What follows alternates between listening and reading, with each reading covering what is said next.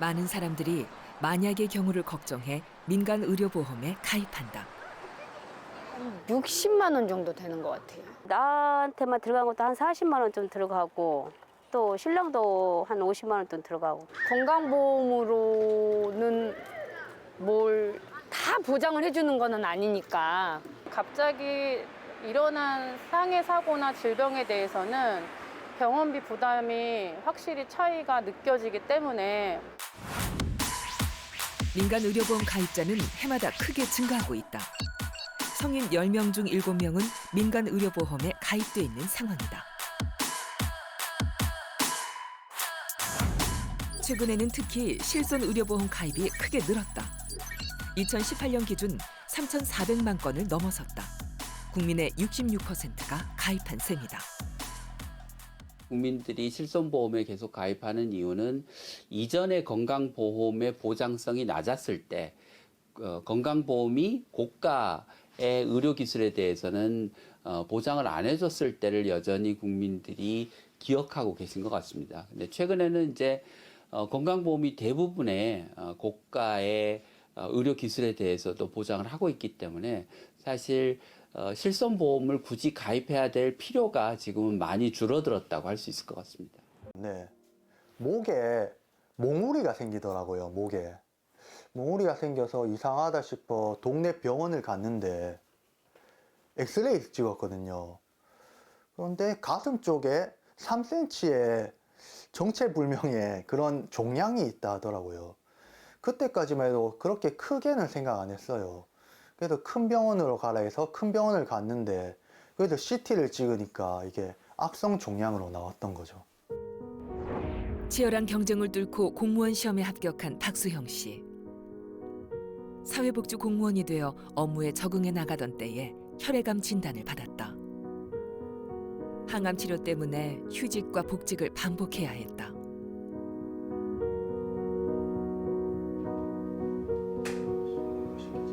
이제 막 사회에 첫 발을 내디딘 아들에게 내려진 암 선고에 어머니가 받은 충격과 상심은 매우 컸다. 이제 겨우 이제 직장 공부해가지고 겨우 직장을 잡아가 또 이 한창 이제 일을 시작하는 단계였는데 이런 일이 생기니까 앞으로 어떻게 해야 되나니 이제 앞이 깜깜한 거죠. 그것도 암이라는 병이 무서운 병이잖아요. 어머니에게 암은 무서운 기억으로 남아있다. 17년 전 남편이 간암으로 갑작스럽게 세상을 떠났기 때문이다. 아버지는 제가 16살 때 중학교 3학년 때 돌아가셨거든요. 어린 나이에 아버님이 돌아가셔가지고 되게 힘들었죠. 병원비가 정말 많이 나왔거든요. 그렇기 때문에 어머님이 고생을 많이 하셨어요. 어릴 때의 기억 때문일까? 암과의 긴 싸움을 앞두고 박수영 씨가 가장 걱정한 것은 병원비였다. 그런데 진료비 내역을 확인하고 깜짝 놀랐다. 이게 여태까지 제가 항암 치료를 받으면서 나온 병원비 내역서거든요. 보시면은 1억 7,800만 원 돈이 나와요. 이게 거의 한 2억에 가까운 돈인데 어마어마하잖아요. 박수영 씨의 총 진료비는 1억 7,840만 원. 이 중 실제 부담한 비용은 1,628만 원이다. 그럴 때는 진짜 너무 뭐라고 말할 수 없는 이런 뭐 고마움이라든가 이런 그게 있으니까 우리 아들을 살려내겠구나 그런 고마움이 막 밀려오죠. 네, 이 삼정특례라는 이 법이 있다는 그게 너무너무 고맙고 말할 수도 없는 진짜 눈물이 팍 쏟아졌어요. 그때 그 상황에서는. 그걸 우리가 다 부담을 하려면 엄청 크잖아요. 그거 외에도 또 엄청 이렇게 뭐 비용이 많이 드는데 그 병원비 그것만 해도 그렇게 해주니까 이거는 뭐 진짜 말할 수도 없는 그거죠. 산정특례제도란 암과 같은 중증 질환과 희귀 질환을 앓는 환자들의 본인 부담 비율을 5에서 10%로 경감해주는 제도다. 전이와 재발 없이 건강을 잘 유지하고 있는 이석현 씨. 지난 세 차례의 수술 비용이 부담이 되진 않았을까?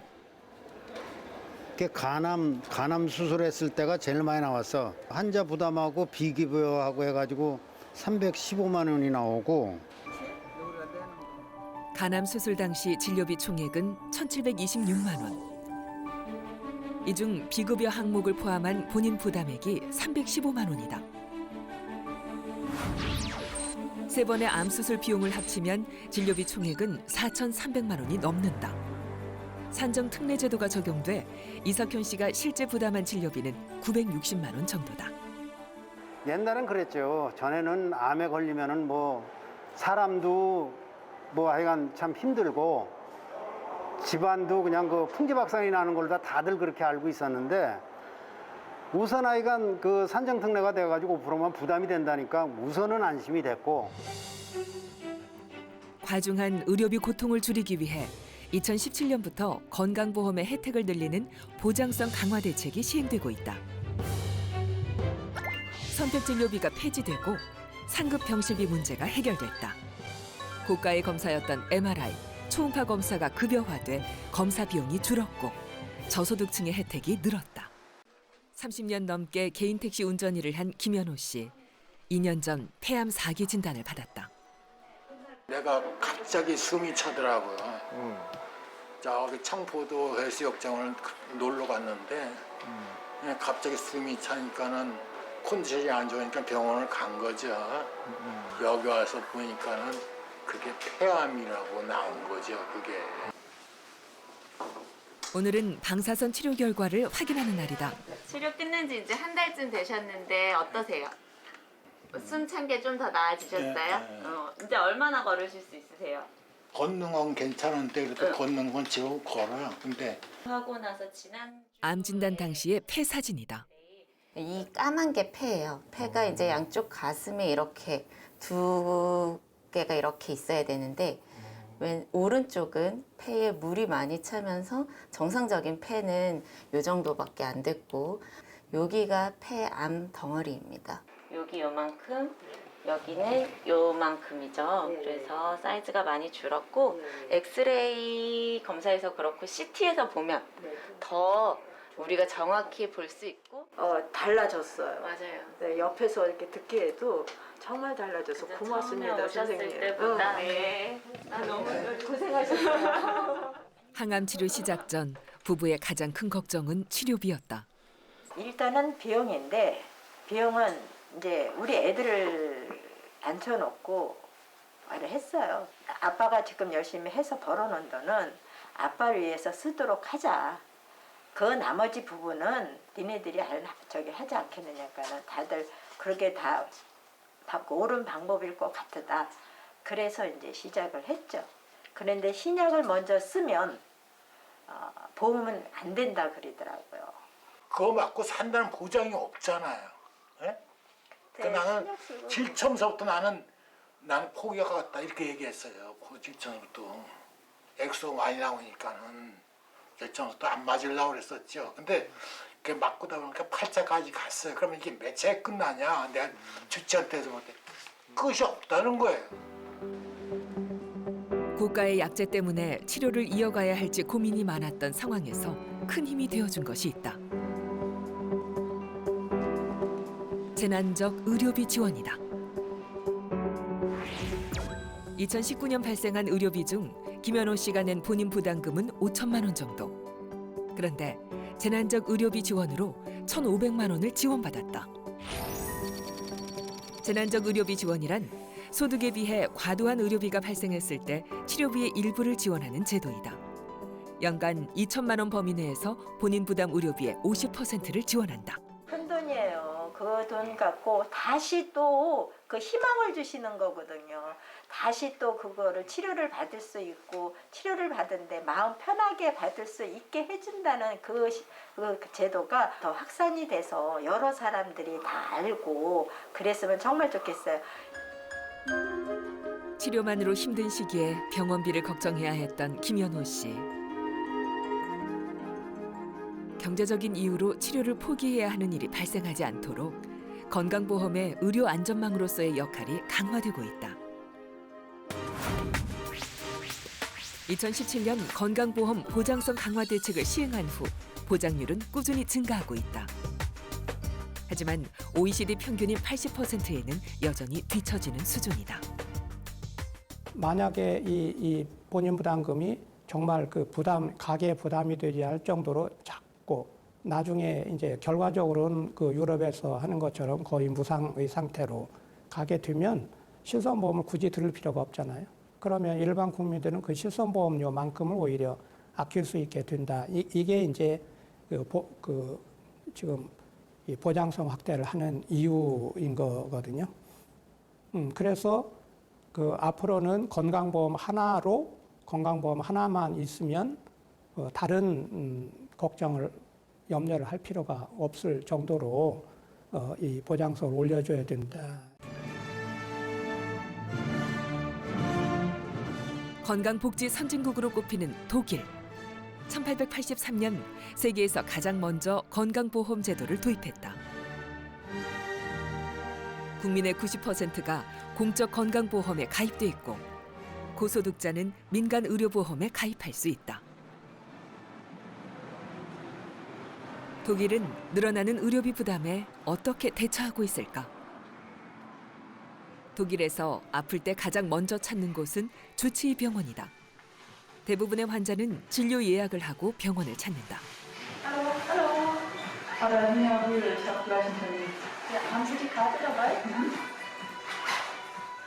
신분증 대신 전자건강보험증으로 환자 본인 여부를 확인한다. 건강보험 부정수급이나 재정 누수를 막는 방법의 하나다. 대학생인 류혜 씨는 몸에 이상이 있을 때면 주치의를 찾아 진료를 받는다. Es ist auf jeden Fall für mich gut, einen Hausarzt zu haben, weil ich kam jetzt her und er kannte schon, was für Probleme ich habe. Wir sind schon sehr lange, kennen wir uns und ich gehe schon lange zu ihm. Deswegen kann er die Behandlung individueller für mich machen. 1차 진료를 하는 주치의는 대부분 내과나 가정의학과 전문이다. 류혜 씨는 복부 통증 때문에 병원을 찾았다. Seit wann haben Sie so Magenbeschwerden so genau? Ich glaube jetzt schon fast seit 2 Wochen. Also ich weiß nicht mehr genau, wann es angefangen hat, weil es fing eher so leicht an und wurde dann irgendwie immer schlimmer. Aber auf jeden Fall seit über einer Woche ist es jetzt fast dauerhaft. 독일은 2차, 3차 의료기관에는 외래 진료가 거의 없다. 1차적으로 환자의 상태를 살피고 필요한 처방을 내리는 것이 주치의의 역할이다. 환자의 병력과 이전 치료 내역을 알고 있어 치료 방향에 대해 신속하게 결정할 수 있다. Ja, also in der Tat, also haben Sie so Schmerzen so im Magen und sogar im Zwölffingerdarm. Ja, also sicherlich hätten Sie so viel Stress. So, ich habe Ihnen schon mal so Pantoprazol gegeben, ja. 40 Milligramm, wenn Sie Stress haben. So Minimum eine Woche, jeden Morgen eine Tablette würde ich gerne empfehlen. Ne? So am besten so Stress abbauen, Sport ist auch eine gute Lösung, ist besonders gut bei Kreislaufstörungen. 주치의가 환자의 건강을 지키는 문지기 역할을 하며 불필요한 진료나 무분별한 상급병원 이용을 막는다. 독일에서는 뭐 한국처럼 내가 고혈압이 있다고 뭐 정기적인 진료를 병원에 가서 받을 수가 없어요. 병원에서 아예 받아주지도 않고요. 1차적으로 내가 기본적인 질환이 있을 때는 자기 주치의한테 가서 진료를 받고 보통 일반적인 거 뭐 고혈압, 당뇨, 뭐 기타 등등 그런 것은 주치의가 다 진료를 하고요. 특별한 뭐 비뇨기과 질환이나 정형외과 그런 경우에는 저희가 소견서를 써서 그 의사들한테 보내주고 있습니다. 독일은 2004년 공적 건강보험 개혁안을 발표하면서 의료비 절감 대책으로 주치의 제도의 도입을 포함시켰다. Der Hausarzt kennt seinen Patienten und sagt, deine Rückenschmerzen, so wie die sich anfühlen, du hast noch nie was mit dem Rücken gehabt, du hast aber schon mal was mit dem Herzen gehabt. Geh lieber zum Kardiologen, der soll dich untersuchen. Dann geht der Patient direkt zum Kardiologen und spart die Kosten für den Orthopäden. Das spart dem Patienten Zeit und es spart der Krankenkasse Kosten. Auf der anderen Seite hat auch der Hausarzt etwas davon, weil er bekommt nämlich zusätzliches Geld dafür, dass er sagt, auch ich mache bei diesem Hausarztvertrag mit. 주치의 제도를 택한 환자와 의사에게는 혜택이 주어진다. 노르카스타비치 씨는 폐에 이상 소견이 있어 정밀 검사가 필요한 상황이다. CT나 MRI 검사를 받으려면 주치의의 소견서가 필요하다. 환자분이 그쪽 가셔서 방사 사진을 찍고 이제 오시면 이제 거기에 대해서 다시 얘기하고 보통 또 방사선과 이제 의사들이 그 다음에 어떤 결과를 또 추천하기도 하거든요. 그러면 거기에 따라서 다음 이제 진료를 하게 되죠.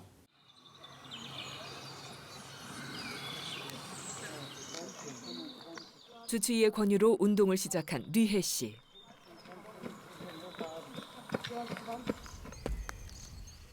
스스로 건강을 돌보기 위해 약물에 의존하기보다는 운동에 더 신경 쓰기를 했다. Ja, auf jeden Fall. Ich gehe mindestens 2 bis 3 Mal die Woche joggen, weil mein Hausarzt gesagt hat, dass es meiner Herz-Kreislauf-Störung helfen wird. 독일의 건강보험 보장률은 85%로 높은 수준을 유지하고 있다. 하지만 독일 역시 지속적인 의료비 증가에 대한 고민을 안고 있다. Aber wir haben verschiedene Sachen probiert, sagen wir es mal so. Also es gibt die Idee, dass man zum einen probiert, möglichst viel mit Prävention zu machen, also dass man gar nicht Krankheiten entstehen lässt. Dann versucht man sozusagen den Patienten auch schon relativ früh so eine Eigenverantwortung zu übergeben. Das steht bei uns schon in der Gesetzgebung, dass der Patient auch mitverantwortlich ist für seine Gesundheit und er muss dann zum Beispiel diese Medikamente so nehmen, wie es der Arzt sagt. Und das ist wichtig, an beiden Enden anzusetzen. Darauf zu achten, dass die Leute gar nicht erst krank werden, also die Prävention.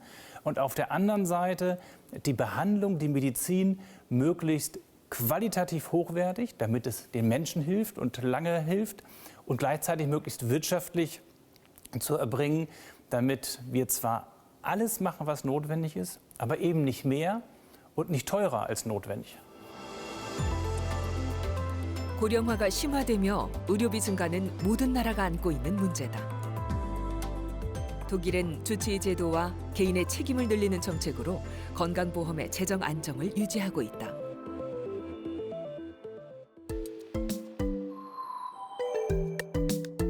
우리나라는 거의 모든 의료 서비스의 이용이 개인의 판단에 맡겨져 있다. 그렇다면 우리 모두의 부담으로 돌아올 의료 과소비 문제를 어떻게 해결해야 할까? 이런 문제를 해결하기 위해서는 근본적으로 실손보험이 건강보험이 보장하지 않는 부분에 대해서만 보장을 하도록 하는 체계로 바꿔야 실손보험의 남용이 줄어들고 그로 인해서 건강보험의 재정 건정성이 위협받는 상황에서 벗어날 수 있을 것 같습니다. 그리고 그와 함께 그 비급여 진료비 가격에 대한 합리적인 통제, 비급여 진료의 오남용을 부추기는 실손보험이 부추기는 일도 함께 좀 관리되거나 통제할 필요가 있을 것 같습니다. 의료비 부담을 낮추려면 예방과 관리가 중요하다. 이곳은 지역 주민들의 건강을 위해 만들어진 커뮤니티 케어 센터다. 고혈압이나 당뇨와 같은 만성질환 관리와 다양한 운동 프로그램이 운영되고 있다. 오늘은 인지활동을 돕는 스포츠 스태킹 수업이 있는 날이다. 여기다 놓으셨어요? 컵을 빠르게 쌓고 내리는 활동이 치매 예방에 좋다고 알려지면서 수업에도 활용되고 있다. 잘했어. 어머니가 이기셨어요. 코로나19로 활동이 줄어든 어르신들에게 즐거움을 주는 시간이다.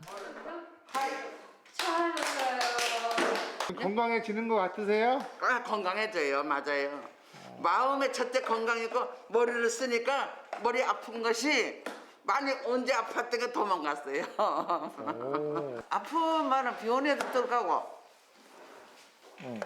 이어서 다 그런 거 체크 다 해주고 이럴 때는 우리가 안정이 많이 되고 이어서 왔다 갔다 다니면서.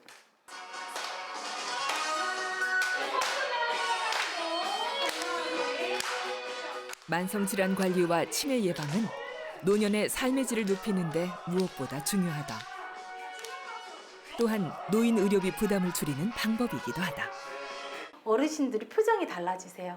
오시면 일단은 즐거워하시고 또 뭔가를 당신들이 스스로 하고 만들고 또 배우고 그런 거 할 수 있다는 거에 대해서 굉장히 즐거워하시고 계십니다. 최근 5년간 나라별 의료비 증가율을 살펴보면 우리나라의 의료비 증가율이 OECD 국가 중 가장 높은 것으로 나타났다. 특히 노인 의료비의 증가 추이가 가파르다. 전체 진료비 중 65세 이상 노년층의 진료비가 40%를 넘어섰다. 평균 수명이 늘어난 것보다 더 중요한 거가 건강 수명이 늘어나는 거거든요. 건강 수명이 늘어나면 진료비는 현저히 줄어들게 되죠. 이게 굉장히 중요한 포인트가 되고요. 그래서 기본적으로 국민들은 건강하고 또 불필요한 그 의료의 남용을 스스로 줄이고 자기 몸을 더 그 건전한 방식으로 이제 그 건강 행동을 하게 하고 그리고 의료의 공급자들은 그 합리적인 의료 제공을 하도록 그렇게 유도를 하면 그 진료비를 그 최대한 그 합리적으로 써서 전체적인 의료 재정의 소요를 줄일 수 있다. 지나친 의료 이용이 건강보험의 지속 가능성을 위협하고 있다.